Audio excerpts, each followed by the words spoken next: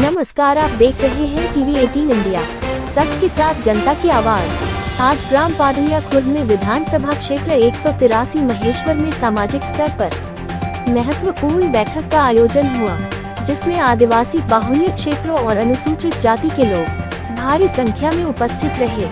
सामाजिक स्तर पर 2015 से शोषित वंचित लोगों पर हो रहे अन्याय अत्याचार के खिलाफ आवाज उठाते रहे हैं। वर्तमान में अन्य पार्टियों से जीतकर गया हुआ प्रतिनिधि कमजोर और शोषित वर्ग की आवाज उठाने में अपने आप को असहाय महसूस करते हैं। इसलिए सामाजिक नेतृत्व में अपना उम्मीदवार विधानसभा में उतारने के लिए तैयार। विभिन्न क्षेत्रों में 10 बैठकों के माध्यम से लोगों को विश्वास में लेकर 17 सितंबर से परिवर्तन यात्रा चलाई जाएगी, जो पूरे विधानसभा क्षेत्र में घूमेंगे। इसके पश्चात प्रत्याशी का नाम घोषित किया जाएगा। इस बार स्वतंत्र रूप से सामाजिक संगठन द्वारा अपना उम्मीदवार उतारने की पूरी तैयारी है। जैसे आए दिन आदिवासी समुदाय दलितों पर हो रहे अन्याय अत्याचार, शोषित वंचित वर्गों के साथ हो रही जघन्य कृत्य जैसे मुद्दों को लेकर अपनी आवाज बुलंद करेंगे और अपने समाज के बीच का व्यक्ति विधानसभा में भेजेंगे, ताकि वह अपनी बात पूरे दमखम के साथ रख सके। आइए देखते हैं पूरी खबर टीवी 18 इंडिया। नमस्कार, आप देख रहे हैं टीवी 18 इंडिया। मैं हूं प्रभु रनसोरे। हम अभी मौजूद है महेश्वर तहसील के ग्राम पाडलिया में। यहां पर एक सामाजिक मीटिंग का आयोजन रखा गया है। हम यहां पर देखते हैं कि ये किस उपलक्ष्य में ये मीटिंग रखी गई थी। आइए बात करते हैं कुछ वरिष्ठ लोगों से। सर, शुभ नाम क्या है सर आपका? यशवंत मंसूर। जी, आज ये मीटिंग जो रखी गई थी, ये किस संबंध में रखी गई थी और क्या हुआ सर यहाँ पर?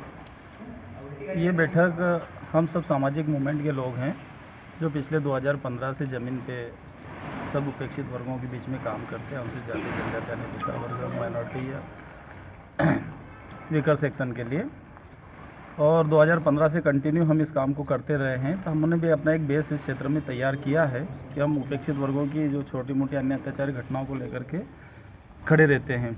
ऐसे अवसर पे हमने देखा है कि जो जनप्रतिनिधि यहाँ से निर्वाचित होकर के जाते हैं, वो इन उपेक्षित वर्गों की बात को कभी रखते नहीं हैं, इन मुद्दों को कभी उठाते नहीं हैं। आज दिन देश में शोषण और अन्य अत्याचार की घटनाएं ज़्यादा होती जा रही है, और ऐसे अवसर पे हम प्रतिनिधियों को असहाय महसूस करते हैं। तो क्यों ना हमने सोचा कि हम सामाजिक मूवमेंट के लोग अपना एक विचारधारा से तैयार आदमी चुनाव में खड़ा करें और उसके पक्ष में सारे सामाजिक लोग काम करके उसको चुनाव जितवाएं। सर, ये जो मीटिंगों का आयोजन हो रहा है सर, ये कब से हो रहा है और अभी तक कितनी मीटिंगें हो रही है? देखो, इस मीटिंगों की शुरुआत हमने पिछले 15 दिनों से शुरू कर दी है और ये आज हमारी तीसरी बैठक है। और हमने ये तैयार किया है कि पूरे विधानसभा में 10 बैठकों के माध्यम से सारे कोने कोने में से बैठक करके पूरे समाज से स्वीकृति ली जाएगी कि हम तीसरा मोर्चा तैयार करके अपना प्रत्याशी उतार रहे हैं। उसके बाद विधानसभा चुनाव तक हम 4 चरणों में एक पद यात्रा चला रहे हैं पूरे विधानसभा के हर गाँव, ताकि हम ये बात को निचले स्तर तक ले जा सकें। क्योंकि समाज ही तो वोट देता है और हमारे वर्गों का ही तो वोट ज़्यादा है, जो लोग आज तक इन लोगों को वोट देता आया है। सर, जैसा मेरा मानना है कि सर विधानसभा चुनाव को अब ज़्यादा समय नहीं रहा गया है। आपका कहना है कि आप बैठकों का आयोजन कर रहे हैं, तत्पश्चात आप पैदल यात्रा निकालेंगे और उसके पश्चात आपका कोई प्रतिनिधि खड़ा करेंगे। तो मेरा मानना यह है कि आपके पास अभी तक कोई प्रतिनिधि है या नहीं है? प्रतिनिधियों की सूची तो बहुत लंबी हो गई, क्योंकि वैसे भी 183 बाबा साहेब की नेमत होने की वजह से महेश्वर क्षेत्र तो छोड़ो, खरगोन जिला छोड़ो, इंदौर संभाग के लोग सब यहाँ के लिए लार टपकाते हैं। तो प्रत्याशियों की कोई कमी हमारे पास नहीं है, पर हम जब तक पूरे समाज को भरोसे में नहीं लेंगे तब तक किसी प्रत्याशी का नाम ओपन नहीं। क्या नाम है सर आपका? विक्रम गिरवाल, गुजर मोहना से।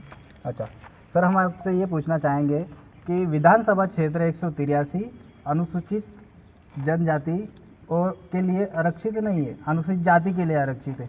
तो सर, ऐसे क्या आन पड़ी कि अब आपको मतलब तीसरे मोर्चा खड़ा करने की जरूरत पड़ी? अनुसूचित जनजाति आरक्षित सीट नहीं है, बल्कि जो हमारे जेएस के जो पदाधिकारी है उन्होंने कहा है कि हम 80 के 80 सीटों पर कैंडिडेट उतारेंगे। तो हम उसी की ज़मीनी तैयारी कर रहे हैं। जनजाति के न होते हुए हम सामाजिक कार्यकर्ता में से किसी कैंडिडेट को जो समाज संगठन चुनेगा उसी की तरफ जाएंगे और उसी को अपना प्रत्याशी चुनेंगे। जैसे हम अभी तक देखते आए हैं लोकसभा चुनाव में और विधानसभा चुनाव में, हम अभी विधानसभा 183 की ही बात करते हैं, आप लोगों ने माना है कि आप अनुसूचित जाति का साथ देकर उनका कैंडिडेट खड़ा करके चुनाव में लड़ाएंगे जेएस की ओर से। लोकसभा में अभी तक आपने सोचा है कि क्या अनुसूचित जाति आपका साथ देकर आपका कोई कैंडिडेट खड़ा करेगी? भाई अभी 2023 विधानसभा में अगर हम इस अनुसूचित जाति को कोऑपरेट करेंगे तो 24 में लोकसभा में वो भी हमें सहयोग करेंगे।